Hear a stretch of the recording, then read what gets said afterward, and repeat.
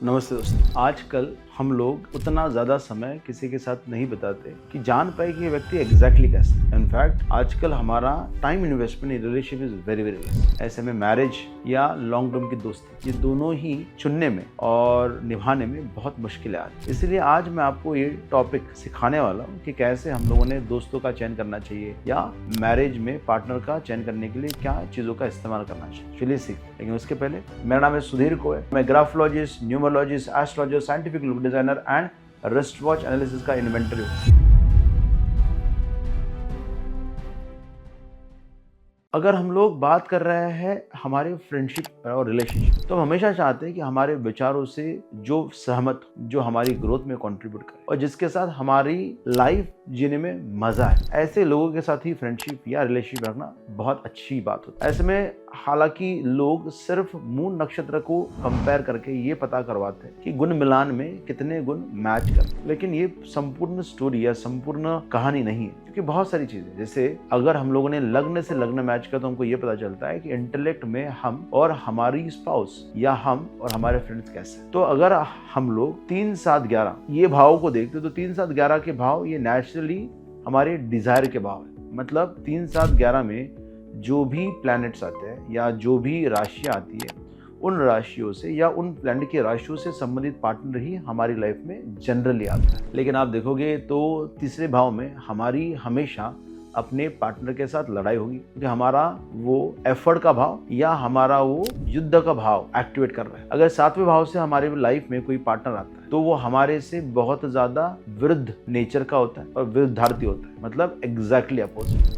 और वो हमेशा हमको चैलेंज करेगा और हमको इक्वल समझेगा। जो 11वां भाव है, 11 भाव से मिला हुआ पार्टनर हमारी सभी इच्छाओं की पूर्ति करता है, हमारे सभी थॉट प्रोसेस को वो प्रोसेस करता है और वो देता है जो हम चाहते हैं। लेकिन उसके लिए हमारा खुद का जो लग्न है वो तीसरा घर हो जाता है। यही कारण है कि हम जब बात करेंगे, हमारी बातों से उनके लाइफ में युद्ध चालू हो जाएगा। यही कारण है कि जब कभी आप लग्न से लग्न मैच करो तो इंटेलेक्ट से इंटेलेक्ट का जो है वो मैच हो। अगर हमने मून से मून मैच किया और मून का भी प्लेसमेंट हमारी मून से 6ठा, 8वां, 12वां है, तो वहां पे भी हमारे पार्टनर के साथ या हमारे दोस्तों के साथ हमेशा लड़ाई झगड़ा हो। और अगर हम लोगों ने बाकी भी प्लैनेट्स मैच किए, जैसे मार्स से मार्स मैच किया, तो हमको ये पता चला कि हमारा पैशन और उसके पैशन में कहाँ पे बदलाव है, कहाँ पे बदल है। देखिए, हमारी मैक्सिमम एनर्जी उन जगहों पे जाएगी जिन जगहों पे हमारे मार्स का एस्पेक्ट, मार्स का प्रेजेंस रहेगा। ऐसे में अगर हम लोगों ने ऐसे पार्टनर को चुना जिसका उसका पैशन और हमारा पैशन एक ही जगह, तो हम दोनों एक ही जगह में एफर्ट डालेंगे, एक ही जगह को साथ में करने की टेंडेंसी रखेंगे। जैसे किसी का एडवेंचर में बहुत ज्यादा पैशन और उसके पार्टनर का भी एडवेंचर में पैशन, हो सकता है ये दोनों मिलके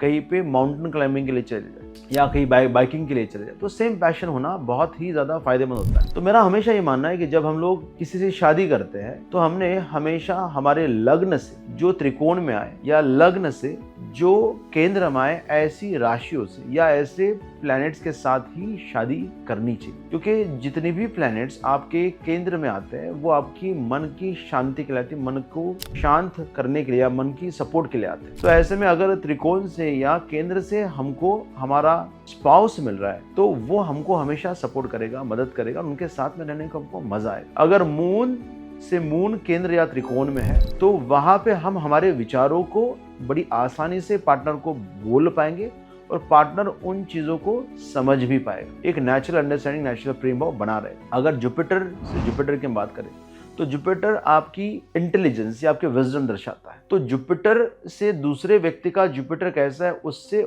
आपकी आइडियोलॉजीज, आपका धर्म, आपका नॉलेज या आपके पार्टनर के नॉलेज और धर्म के साथ कितना मैच होता है वो पता करें। इसलिए अगर आपका जुपिटर और उसका जुपिटर एक दूसरे से 6ठा, 8वां, 12वां है या ऐसे किसी घर में है जहाँ पे वो कुछ चैलेंज पैदा कर रहा है, तो ऐसे में आपको अपने पार्टनर से या अपने दोस्तों से भी काफी चैलेंजिंग पोजीशन आएंगी।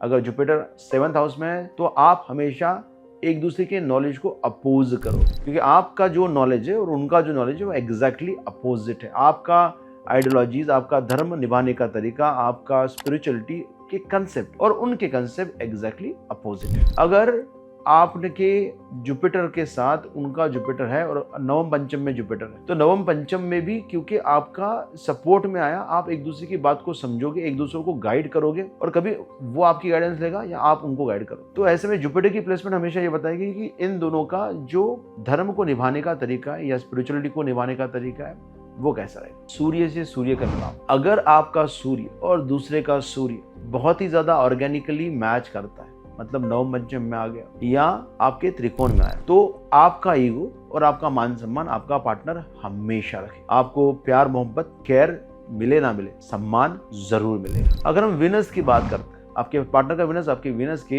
चौथे में 1 4 7 10 में मतलब केंद्र में आए या त्रिकोण में आए, तो एज ए स्पाउस जो आप चाहते हो अपने स्पाउस से वो आपको मिलेगा जरूर। इनफैक्ट अगर आपका विनस और आपके स्पाउस का विनस एक दूसरे से चतुर्थ दशम का रिलेशनशिप बनाता है, तो अगर उनका विनस आपके विनस से चौथे घर में है तो आपका स्पाउस आपके लिए वो सब करेगा जो आप अपने मन से चाहते हो। आप चाहते हो कि ये करना चाहिए, जितनी भी चीजें आपके सुख के लिए या ऐश्वर्य के लिए या कंफर्ट के लिए करनी चाहिए, जो लग्जरी के लिए करनी चाहिए, वो आपका स्पाउस करे। और क्योंकि आपका विनस उनके विनस से 10वें घर में, आप उनके ऐशो आराम के लिए मेहनत करो, एफर्ट डालोगे, उनकी ऐशो आराम का जो भी काम करना है वो एज अ कर्म करके आप करो। तो विनस से विनस का संबंध हमको बताएगा कि एज अ स्पाउस हम लोग कैसे व्यवहार करेंगे हमारे स्पाउस के प्रति, लग्जरी के लिए हम क्या इनपुट देंगे, लग्जरी के लिए हम क्या कंट्रीब्यूट करेंगे। अगर मर्क्यूरी की हम बात करें तो मर्क्यूरी आपके स्पाउस या आपके फ्रेंड्स की तुलना में कहाँ पे बैठा है, वहां पे पता चलता है कि स्किल्स पे हम जब काम करते हैं तो स्किल्स से काम करते हुए आपका पार्टनर आपके साथ क्या व्यवहार करेगा। इमेजिन करो कि आपका मर्क्यूरी उसका मर्क्यूरी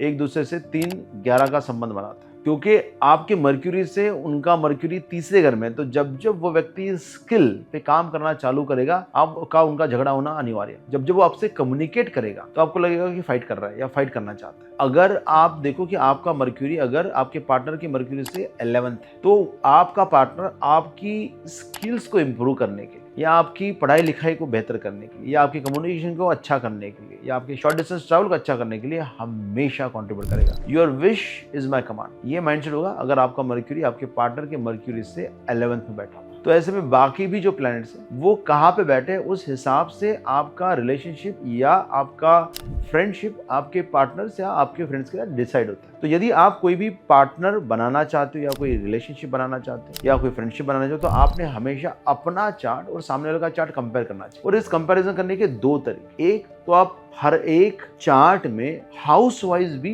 प्लैनेट का कंपैरिजन कर सकते हो कि आपके कौन से हाउस में बैठा है और सामने वाले के कौन से हाउस में बैठा है। और दूसरा है राशि वाइज भी आप कंपेयर कर सकते हो कि आपकी कौन सी राशि में कौन सा प्लैनेट बैठा है और आपके पार्टनर के राशि में कौन सा प्लैनेट बैठा है। ऐसे में you will always get a comfort कि आप ना डिसाइड कर पाओगे कि किस व्यक्ति से हम रिलेशनशिप आगे लेके जाए और किस व्यक्ति के साथ हमने रिलेशनशिप ज्यादा आगे नहीं लेके जाए। अगर आपको ये वीडियो पसंद आया और आपको थोड़ा बहुत समझ में आया कि हर एक प्लैनेट का भी चेकिंग करके हम रिलेशनशिप में होने वाली घटनाओं को पहले से प्रेडिक्ट कर सकते हैं, तो इस वीडियो को लाइक, शेयर और सब्सक्राइब करना मत भूलिए। Thank you very much for watching video. See you in the next video.